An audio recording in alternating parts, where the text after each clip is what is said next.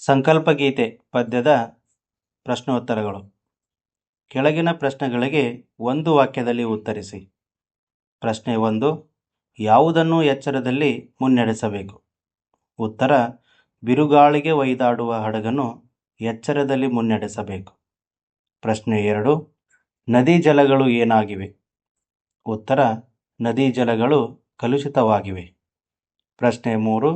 ಯಾವುದಕ್ಕೆ ಮುಂಗಾರಿನ ಮಳೆಯಾಗಬೇಕು? ಉತ್ತರ: ಕಲುಷಿತವಾಗಿರುವ ನದಿ ಜಲಗಳಿಗೆ ಮುಂಗಾರಿನ ಮಳೆಯಾಗಬೇಕು. ಪ್ರಶ್ನೆ 4. ಕಾಡು ಮೇಡುಗಳ ಸ್ಥಿತಿ ಹೇಗಿದೆ? ಉತ್ತರ: ಕಾಡು ಮೇಡುಗಳು ಬರುಡಾಗಿವೆ. ಪ್ರಶ್ನೆ 5. ಯಾವ ಎಚ್ಚರದೊಳು ಬದುಕಬೇಕಿದೆ? ಉತ್ತರ: ಮತಗಳೆಲ್ಲವೂ ಪಥಗಳು ಎನ್ನುವ ಹೊಸ ಎಚ್ಚರದೊಳು ಬದುಕಬೇಕಿದೆ. ಕೆಳಗಿನ ಪ್ರಶ್ನೆಗಳಿಗೆ 3-4 ವಾಕ್ಯಗಳಲ್ಲಿ ಉತ್ತರ ಬರೆಯಿರಿ. ಪ್ರಶ್ನೆ 1. ಹಡಗನ್ನು ಯಾವುದರ ಬೆಳಕಿನಲ್ಲಿ ಮುನ್ನಡೆಸಬೇಕಿದೆ? ಉತ್ತರ: ನಮ್ಮ ಬದುಕಿನ ಸುತ್ತಮುತ್ತಲೂ ಕವಿದಿರುವ ದ್ವೇಷ ಎಂಬ ಕತ್ತಲೆಯನ್ನು ಕಳೆಯಲು ಪ್ರೀತಿ ಎಂಬ ಹಣತೆಯನ್ನು ಹಚ್ಚಬೇಕು. ಸಂಸಾರ ಸಾಗರದಲ್ಲಿ ಬಿರುಗಾಳಿಗೆ ಸಿಲುಕಿ ಒಯ್ದಾಡುತ್ತಿರುವ ಬದುಕೆಂಬ ಹಡಗನ್ನು ಜ್ಞಾನ ದೀವಿಗೆಯ ಮೂಲಕ ಎಚ್ಚರಿಕೆಯಿಂದ ಮುನ್ನಡೆಸಬೇಕಿದೆ. ಪ್ರಶ್ನೆ 2. ಕಾಡುಗಳಿಗೆ ಹೇಗೆ ಮುಟ್ಟಬೇಕಿದೆ? ಉತ್ತರ: ಇಂದು ಕಾಡು ಮೇಡುಗಳು ಬರುಡಾಗಿವೆ. ಅವು ಚಿಗುರಬೇಕಾದರೆ ಋತುಗಳ ರಾಜನಾದ ವಸಂತನು ಆಗಮಿಸಿದಾಗ ಕಾಡುಗಳು ಹೇಗೆ ಸಮೃದ್ಧಿಯಿಂದ ಹಚ್ಚ ಹಸಿರಿನಿಂದ ಕಂಗೊಳಿಸುವುದೋ ಹಾಗೆ ಕಾಡುಗಳಿಗೆ ಮುಟ್ಟಬೇಕಿದೆ. ಅಂದರೆ ಗಿಡ ಮರಗಳನ್ನು ಬೆಳೆಸುವ ಹಾಗೂ ಸಂರಕ್ಷಿಸುವ ಕೆಲಸ ಮಾಡಬೇಕಿದೆ ಎಂಬುದು ಕವಿಯ ಆಶಯವಾಗಿದೆ. ಪ್ರಶ್ನೆ 3. ಹೊಸ ಭರವಸೆಗಳನ್ನು ಮೂಡಿಸಿ ಯಾವುದರ ನಡುವೆ ಸೇತುವೆಯಾಗಬೇಕಿದೆ? ಉತ್ತರ: ಭಾಷೆ, ಜಾತಿ, ಮತ, ಧರ್ಮಗಳ ಭೇದ ಭಾವದಿಂದ ಮನುಜರ ನಡುವೆ ಅಡ್ಡಗೋಡೆಗಳು ನಿರ್ಮಾಣವಾಗಿವೆ. ಸ್ನೇಹ, ಪ್ರೀತಿ, ನಂಬಿಕೆಯ ಮೂಲಕ ಮನುಜರ ನಡುವಿನ ಈ ಅಡ್ಡಗೋಡೆಗಳನ್ನು ಕೆಡವಬೇಕು. ಬದುಕಿನಲ್ಲಿ ಹೊಸ ಭರವಸೆಗಳನ್ನು ಮೂಡಿಸಿ ಮನುಜರ ನಡುವೆ ಸೇತುವೆಯಾಗಬೇಕಿದೆ. ಪ್ರಶ್ನೆ 4. ನಾಳಿನ ಕನಸನ್ನು ಬಿತ್ತಬೇಕಾದರೆ ನಾವು ಹೇಗೆ ಬದುಕಬೇಕು? ಉತ್ತರ: ಎಲ್ಲ ಮತಧರ್ಮಗಳು ದಾರಿ ತೋರಿಸುವ ದೀಪಗಳಾಗಿರುವುದರಿಂದ ಎಲ್ಲ ಮತಗಳನ್ನು ಪುರಸ್ಕರಿಸುವ ಎಚ್ಚರಿಕೆಯಲ್ಲಿ ನಾವು ಬದುಕಬೇಕು. ಭಯ ಮತ್ತು ಸಂಶಯಗಳಿಂದ ಮಸುಕಾಗಿರುವ ಮನದ ಕಣ್ಣಿನಲ್ಲಿ ಭವಿಷ್ಯದ ಕನಸನ್ನು ಬಿತ್ತುತ್ತಾ ಬದುಕು ನಡೆಸಬೇಕು. ಕೆಳಗಿನ ಪ್ರಶ್ನೆಗಳಿಗೆ 8-10 ವಾಕ್ಯಗಳಲ್ಲಿ ಉತ್ತರ ಬರೆಯಿರಿ. ಪ್ರಶ್ನೆ 1. ನಾವು ಯಾವ ಸಂಕಲ್ಪ ಕೈಗೊಳ್ಳಬೇಕೆಂಬುದು ಕವಿ ಶಿವರುದ್ರಪ್ಪನವರ ಆಶಯವಾಗಿದೆ. ಉತ್ತರ: ನಮ್ಮ ಸುತ್ತಲೂ ಹಬ್ಬಿರುವ ದ್ವೇಷದ ಕತ್ತಲೆಯನ್ನು ಕಳೆಯಲು ಪ್ರೀತಿಯ ದೀಪವನ್ನು ಹಚ್ಚಬೇಕು. ಸಂಸಾರ ಸಾಗರದಲ್ಲಿ ಬಿರುಗಾಳಿಗೆ ಸಿಲುಕಿ ಒಯ್ದಾಡುತ್ತಿರುವ ಬದುಕೆಂಬ ಹಡಗನ್ನು ಎಚ್ಚರದಲ್ಲಿ ಮುನ್ನಡೆಸಬೇಕು. ಪರಿಸರ ಮಾಲಿನ್ಯದಿಂದ ಕಲುಷಿತವಾಗಿರುವ ನದಿ ಜಲಗಳಿಗೆ ಶುದ್ಧೀಕರಿಸುವ ಮುಂಗಾರಿನ ಮಳೆಯಾಗಬೇಕು. ಬರುಡಾಗಿರುವ ಕಾಡು ಮೇಡುಗಳು ಹಚ್ಚ ಹಸಿರಿನಿಂದ ಕಂಗೊಳಿಸಿ ಸಮೃದ್ಧವಾಗುವಂತಹ ವಸಂತ ಕಾಲವಾಗಬೇಕು. ಅತ್ಯಾಚಾರ, ಅನಾಚಾರ, ಭ್ರಷ್ಟಾಚಾರ, ಅಸ್ಪೃಶ್ಯತೆ, ಅಸಮಾನತೆಗಳಿಂದ ಅಧಃಪತನಗೊಂಡಿರುವ ಸಮಾಜವನ್ನು ಹೊಸ ಭರವಸೆಗಳ ಮೂಲಕ ಮೇಲೆತ್ತುವಂತಾಗಬೇಕು. ಭಾಷೆ, ಜಾತಿ, ಮತ, ಧರ್ಮಗಳ ಭೇದ ಭಾವದಿಂದ ಮನುಜರ ನಡುವೆ ಉಂಟಾಗಿರುವ ಅಸಮಾನತೆಯ ಅಡ್ಡಗೋಡೆಗಳನ್ನು ಕೆಡವಿ ಸಮಾನತೆಯ ಮನೋಭಾವನೆಯನ್ನು ಮೂಡಿಸುವ ಸೇತುವೆಯಾಗಬೇಕು.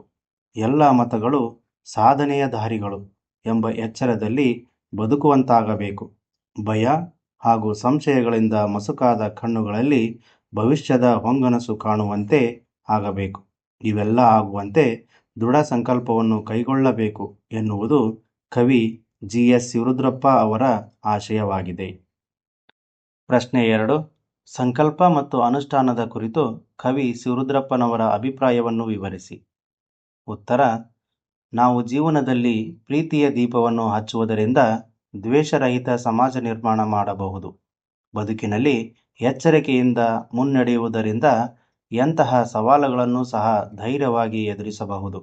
ಮುಂಗಾರಿನ ಮಳೆಯಂತೆ ಪರಿಸರ ಸಂರಕ್ಷಿಸುವುದರಿಂದ ನದಿ ಜಲಗಳನ್ನು ಶುದ್ಧವಾಗಿ ಇಟ್ಟುಕೊಳ್ಳಬಹುದು. ವನ ಸಂರಕ್ಷಣೆ ಮಾಡುವುದರಿಂದ ಕಾಡುಗಳು ಹಚ್ಚ ಹಸಿರಿನಿಂದ ಸಮೃದ್ಧವಾಗುವಂತೆ ಮಾಡಬಹುದು. ಹೊಸ ಭರವಸೆಗಳನ್ನು ಮೂಡಿಸುವುದರಿಂದ ಸಮಾಜದ ನೈತಿಕ ಅಧಃಪತನವನ್ನು ತಡೆಯಬಹುದು. ಸಮಾನ ಮನೋಭಾವನೆ ಉಳ್ಳವರಾಗುವುದರಿಂದ ಮನುಜರ ನಡುವಿನ ಅಸಮಾನತೆಯ ಅಡ್ಡಗೋಡೆಗಳನ್ನು ಕೆಡವಬಹುದು. ಎಲ್ಲ ಮತಗಳು ಸಾಧನೆಯ ದಾರಿಗಳು ಎಂಬ ಎಚ್ಚರದಲ್ಲಿ ಬದುಕುವುದರಿಂದ ದೇಶದಲ್ಲಿ ಶಾಂತಿಯು ನೆಲೆಸುವಂತೆ ಮಾಡಬಹುದು. ಭಯ ಹಾಗೂ ಸಂಶಯಗಳಿಂದ ಮುಕ್ತರಾಗುವುದರಿಂದ ಭವಿಷ್ಯದ ಹೊಂಗನಸನ್ನು ಕಾಣಬಹುದು. ಹೀಗೆ ಕವಿ ಜಿ.ಎಸ್. ಶಿವರುದ್ರಪ್ಪನವರು ಸಂಕಲ್ಪ ಮತ್ತು ಅನುಷ್ಠಾನವನ್ನು ಕುರಿತು ತಮ್ಮ ಅಭಿಪ್ರಾಯವನ್ನು ವ್ಯಕ್ತಪಡಿಸುತ್ತಾರೆ. ಈ ಕೆಳಗಿನ ವಾಕ್ಯ ಅಥವಾ ಹೇಳಿಕೆಗಳಿಗೆ ಸಂದರ್ಭ ಸಹಿತ ಸ್ವಾರಸ್ಯವನ್ನು ವಿವರಿಸಿ. ಪ್ರಶ್ನೆ 1. ಪ್ರೀತಿಯ ಹಣತೆಯ ಹಚ್ಚೋಣ. ಆಯ್ಕೆ: ಈ ವಾಕ್ಯವನ್ನು ಕವಿ ಶ್ರೀ ಜಿ.ಎಸ್. ಶಿವರುದ್ರಪ್ಪ ಅವರು ರಚಿಸಿರುವ ಎದೆತುಂಬಿ ಹಾಡಿದನು ಕವನ ಸಂಕಲನದಿಂದ ಆಯ್ದ ಸಂಕಲ್ಪಗೀತೆ ಎಂಬ ಕವಿತೆಯಿಂದ ಆರಿಸಲಾಗಿದೆ. ಸಂದರ್ಭ: ಕವಿ ಜಿ.ಎಸ್. ಶಿವರುದ್ರಪ್ಪನವರು ಸಮಾಜದಲ್ಲಿ ಹರಡಿರುವ ದ್ವೇಷ ಎಂಬ ಕತ್ತಲೆಯ ಬಗ್ಗೆ ತಿಳಿಸುತ್ತಾ, ಆ ಕತ್ತಲೆಯನ್ನು ಹೋಗಲಾಡಿಸಲು ಪ್ರೀತಿ ಎಂಬ ಹಣತೆಯನ್ನು ಹಚ್ಚಬೇಕು. ನಮ್ಮ ಜೀವನವೆಂಬ ಹಡಗು ಬಿರುಗಾಳಿಗೆ ಒಯ್ದಾಡುತ್ತಿದೆ, ಅದನ್ನು ಎಚ್ಚರದಿಂದ ಮುನ್ನಡೆಸಬೇಕು ಎಂದು ಹೇಳುವ ಸಂದರ್ಭದಲ್ಲಿ ಈ ಮಾತನ್ನು ಹೇಳುತ್ತಾರೆ. ಸ್ವಾರಸ್ಯ: ನಾವು ಜೀವನದಲ್ಲಿ ಪ್ರೀತಿಯ ಹಣತೆಯನ್ನು ಹಚ್ಚುವ ಸಂಕಲ್ಪ ಕೈಗೊಳ್ಳುವುದರಿಂದ ದ್ವೇಷರಹಿತ ಸಮಾಜ ನಿರ್ಮಾಣ ಮಾಡಬಹುದು ಎಂದು ಕವಿ ಸ್ವಾರಸ್ಯಪೂರ್ಣವಾಗಿ ತಮ್ಮ ಭಾವನೆಯನ್ನು ವ್ಯಕ್ತಪಡಿಸಿದ್ದಾರೆ. ಪ್ರಶ್ನೆ 2. ಮುಂಗಾರಿನ ಮಳೆಯಾಗೋಣ. ಆಯ್ಕೆ: ಈ ವಾಕ್ಯವನ್ನು ಕವಿ ಶ್ರೀ ಜಿ.ಎಸ್. ಶಿವರುದ್ರಪ್ಪ ಅವರು ರಚಿಸಿರುವ ಎದೆತುಂಬಿ ಹಾಡಿದನು ಕವನ ಸಂಕಲನದಿಂದ ಆಯ್ದ ಸಂಕಲ್ಪಗೀತೆ ಎಂಬ ಕವಿತೆಯಿಂದ ಆರಿಸಲಾಗಿದೆ.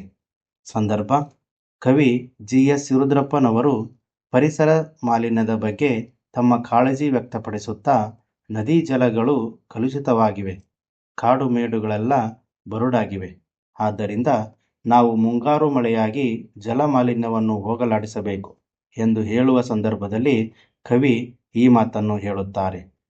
ಸ್ವಾರಸ್ಯ: ಕವಿಯ ಪರಿಸರ ಪ್ರಜ್ಞೆ ಮತ್ತು ಕಾಳಜಿ ಇಲ್ಲಿ ಸ್ವಾರಸ್ಯಪೂರ್ಣವಾಗಿ ವ್ಯಕ್ತವಾಗಿದೆ. ಪ್ರಶ್ನೆ 3. ಹೊಸ ಭರವಸೆಗಳ ಕಟ್ಟೋಣ. ಆಯ್ಕೆ: ಈ ವಾಕ್ಯವನ್ನು ಕವಿ ಶ್ರೀ ಜಿ.ಎಸ್. ಶಿವರುದ್ರಪ್ಪ ಅವರು ರಚಿಸಿರುವ ಎದೆತುಂಬಿ ಹಾಡಿದನು ಕವನ ಸಂಕಲನದಿಂದ ಆಯ್ದ ಸಂಕಲ್ಪಗೀತೆ ಎಂಬ ಕವಿತೆಯಿಂದ ಆರಿಸಲಾಗಿದೆ. ಸಂದರ್ಭ: ಕವಿ ಜಿ.ಎಸ್. ಶಿವರುದ್ರಪ್ಪನವರು ಸಾಮಾಜಿಕ ಕಳಕಳಿಯನ್ನು ವ್ಯಕ್ತಪಡಿಸುತ್ತಾ, ಸಮಾಜದಲ್ಲಿ ಕಷ್ಟದಲ್ಲಿ ಬದುಕುತ್ತಾ ಜೀವನದಲ್ಲಿ ಕೆಳಗೆ ಬಿದ್ದವರನ್ನು, ಅಂದರೆ ನಿರಾಶಾಭಾವನೆಯಿಂದ ಕುಂದಿಹೋದ ಜನರನ್ನು ಭರವಸೆಯ ಮೂಡಿಸಿ ಮೇಲೆಬ್ಬಿಸಿ ನಿಲ್ಲಿಸಬೇಕು ಎಂದು ಹೇಳುವ ಸಂದರ್ಭದಲ್ಲಿ ಈ ಮಾತನ್ನು ಹೇಳುತ್ತಾರೆ.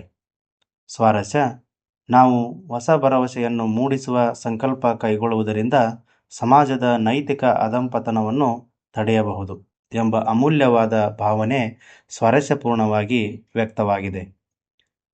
ಪ್ರಶ್ನೆ 4. ಹೊಸ ಎಚ್ಚರದೊಳು ಬದುಕೋಣ. ಆಯ್ಕೆ: ಈ ವಾಕ್ಯವನ್ನು ಕವಿ ಶ್ರೀ ಜಿ.ಎಸ್. ಶಿವರುದ್ರಪ್ಪ ಅವರು ರಚಿಸಿರುವ ಎದೆತುಂಬಿ ಹಾಡಿದನು ಕವನ ಸಂಕಲನದಿಂದ ಆಯ್ದ ಸಂಕಲ್ಪಗೀತೆ ಎಂಬ ಕವಿತೆಯಿಂದ ಆರಿಸಲಾಗಿದೆ. ಸಂದರ್ಭ: ಕವಿ ಜಿ.ಎಸ್. ಶಿವರುದ್ರಪ್ಪನವರು ಮತಧರ್ಮಗಳು ನಮ್ಮ ಜೀವನ ಮಾರ್ಗಗಳು ಎಂದು ಹೇಳುತ್ತಾ, ಭೇದ ಭಾವ ಮರೆತು ಆಯಾ ಧರ್ಮದಲ್ಲಿರುವ ಒಳಿತುಗಳನ್ನು ಎಚ್ಚರಿಕೆಯಿಂದ ಗುರುತಿಸಿ ಅಳವಡಿಸಿಕೊಳ್ಳಬೇಕು ಎಂದು ಹೇಳುವ ಸಂದರ್ಭದಲ್ಲಿ ಈ ಮಾತನ್ನು ಹೇಳುತ್ತಾರೆ. ಸ್ವಾರಸ್ಯ: ಎಲ್ಲ ಮತಗಳು ಸಾಧನೆಯ ದಾರಿಗಳು ಎಂಬ ಎಚ್ಚರದಲ್ಲಿ ಬದುಕುವ ಸಂಕಲ್ಪ ಕೈಗೊಳ್ಳುವುದರಿಂದ ದೇಶದಲ್ಲಿ ಶಾಂತಿಯು ನೆಲೆಸುವಂತೆ ಮಾಡಬಹುದು ಎಂಬುದು ಧಾರ್ಮಿಕ ಸಹಿಷ್ಣುತೆಯ ದೃಷ್ಟಿಯಿಂದ ಮಹತ್ವಪೂರ್ಣವಾದ ಅಂಶವಾಗಿದೆ. ಪ್ರಶ್ನೆ 5. ಮನುಜರ ನಡುವಣ ಅಡ್ಡಗೋಡೆಗಳ ಕೆಡವುತ ಸೇತುವೆಯಾಗೋಣ. ಆಯ್ಕೆ: ಈ ವಾಕ್ಯವನ್ನು ಕವಿ ಜಿ.ಎಸ್. ಶಿವರುದ್ರಪ್ಪನವರು ರಚಿಸಿರುವ ಎದೆತುಂಬಿ ಹಾಡಿದನು ಕವನ ಸಂಕಲನದಿಂದ ಆಯ್ದ ಸಂಕಲ್ಪಗೀತೆ ಎಂಬ ಕವಿತೆಯಿಂದ ಆರಿಸಲಾಗಿದೆ. ಸಂದರ್ಭ: ನಾವು ಮನುಜರ ನಡುವೆ ಇರುವ ಜಾತಿ, ಧರ್ಮ, ಮತಗಳೆಂಬ ಅಡ್ಡಗೋಡೆಗಳನ್ನು ಕೆಡವಿ ಪಂಪನ ಮನುಷ್ಯ ಜಾತಿ ತಾನೊಂದೇ ಒಲಂ ಎಂಬ ಸಮಾನತೆಯ ಭಾವನೆಯಿಂದ ಮನುಜರನ್ನು ಬೆಸೆಯುವ ಸೇತುವೆಯಾಗುವ ದೃಢ ಸಂಕಲ್ಪವನ್ನು ಕೈಗೊಳ್ಳಬೇಕು ಎಂದು ಹೇಳುವ ಸಂದರ್ಭದಲ್ಲಿ ಈ ಮಾತನ್ನು ಹೇಳುತ್ತಾರೆ. ಸ್ವಾರಸ್ಯ: ಕವಿಗಳು ಜೀವನದಲ್ಲಿ ಧನಾತ್ಮಕ ಭಾವನೆಯ ದೃಢ ಸಂಕಲ್ಪವನ್ನು ಹೊಂದಿರಬೇಕು ಎನ್ನುವುದನ್ನು ಕವಿ ಈ ಮಾತುಗಳಲ್ಲಿ ಬಹು ಸ್ವಾರಸ್ಯಪೂರ್ಣವಾಗಿ ವ್ಯಕ್ತಪಡಿಸುತ್ತಾರೆ.